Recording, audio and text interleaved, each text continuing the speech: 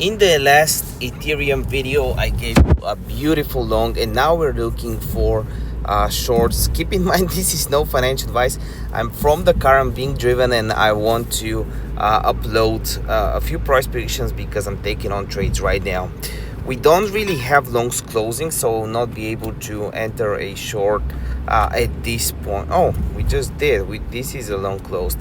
But what I'm mostly interested is this area at 4417, where we have 37 mil of liquidation. So 4417, well, let's mark it out on the chart.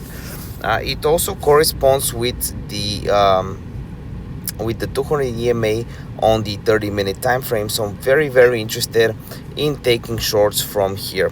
So here is the game plan. We will wait for another pump, hopefully at lunchtime New York time, and during the Asia session we'll just be dumping all the way down. This is the goal. This is exactly how I'm planning to play Ethereum out. We're up to 162 grand on VOOX right now, and if you want to learn more about my strategy, there will be a link in the description down below for my course, my signals, and also I'm switching to BloFin. $30 bonus, 50% off your spot fees, users exclusive if you want to make the switch with me. See you next video. Bye.